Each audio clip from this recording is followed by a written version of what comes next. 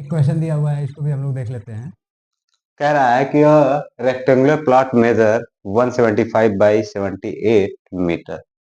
125 by 78 metre एक rectangular plot है जिसकी लेंथ दिया हुआ है 125 मीटर लेंथ लंबा है और 78 मीटर चौड़ा है। ठीक है, कह रहा है कि it has a gravel path. ठीक है, उसके पास 3 मीटर का एक पाथ है, एक सड़क है, 3 मीटर चौड़ा एक सड़क है, wide all around on the outside. ठीक है, पहली बात तो जो हमारा प्लॉट है उसको हम लोग देख लेते हैं। प्लॉट हमारा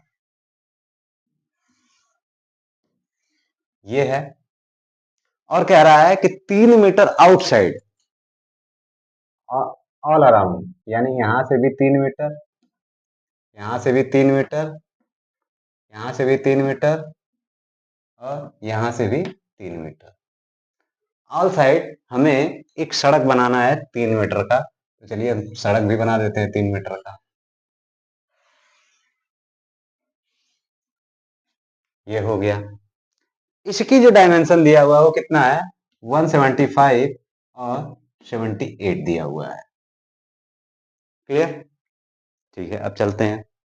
कह रहा है ये 3 मीटर है, ये भी 3 है, ये भी 3 है और ये भी 3 है।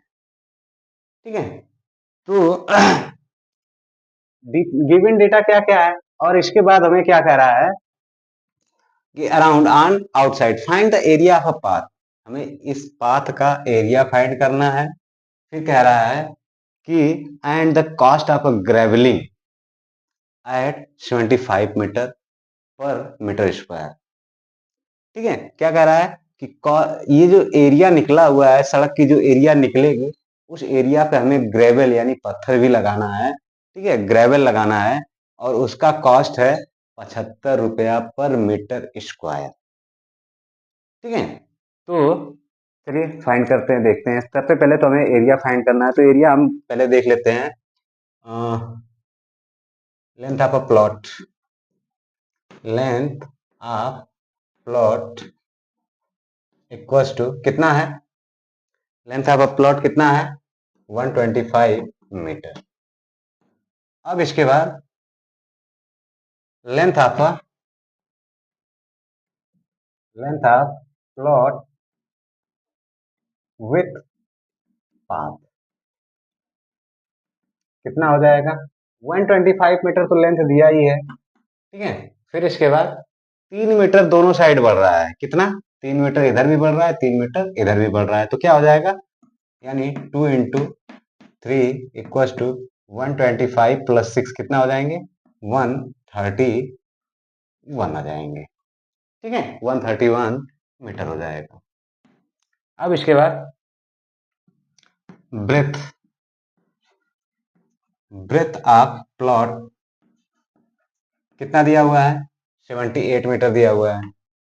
ठीक है, अब हम यहाँ पे breadth of breadth of plot with plot find कर लें, कितना आ जाएगा?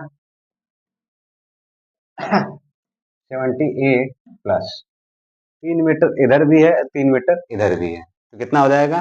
2 × 3 इक्वल्स टू कितना आ जाएंगे? 78 प्लस 6 कितना हो जाएगा? 84। कितना हो जाएगा? 84 मीटर।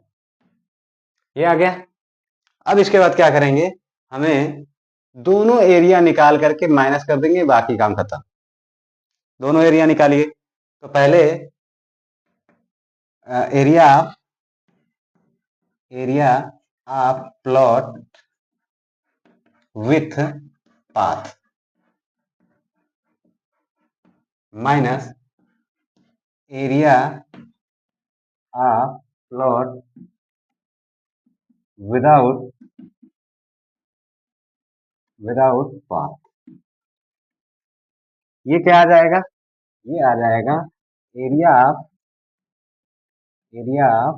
पाथ आ जाएगा। क्लियर? तो area of a plot with path कितना हो जाएंगे? विथ पाथ वाला है तो 131 मल्टीप्लाई बाई कितना हो जाएंगे? 131 मल्टीप्लाई बाई 84 कितना आ जाएंगे? फिर इसके बाद minus area of a plot without path कितना हो जाएंगे 125 इंटू 75 125 इंटू 78 ठीक है इतना आ गया।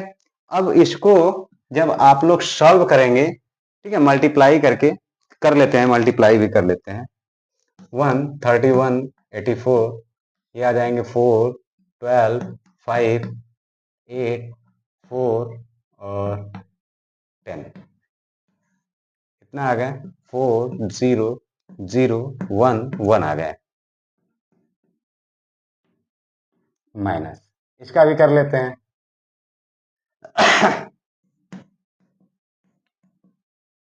0 0 और ये आ गए ये आ जाएंगे 5 17 इतना आ जाएंगे 0 5 7 9 ये आ जाएंगे 9 7 5 0 अब इनको सब्ट्रैक्ट करते हैं यहाँ पे हमारा कितना मिलेगा 4 मिलेगा यहाँ पे हमारा कितना मिलेगा 5 मिलेगा और यहाँ पे 2 मिलेगा और 10 में से 1 जाएगा इतना बचेगा ठीक है एरिया ऑफ पाथ कितना आ गया 1254 मीटर स्क्वायर ठीक है अब कह रहा है कि पर मीटर स्क्वायर 75 रुपीज पर मीटर स्क्वायर की रेट से हमें ग्रेवलिंग भी करना है तो चलिए इसमें कुछ नहीं करना है इसमें 75 को मल्टीप्लाई कर दीजिए जो भी आएगा वो हमारा क्या हो जाएगा कॉस्ट ऑफ ग्रेवलिंग लीजिए cost of gravelling equal to total area कितना आया है 1254 ठीक है 1254 आया है 1254 मल्टीप्लाई बाई कितना हो जाएगा 75 तो मल्टीप्लाई कर लीजिए 1274 में 1254 में 75 का मल्टीप्लाई कर दीजिए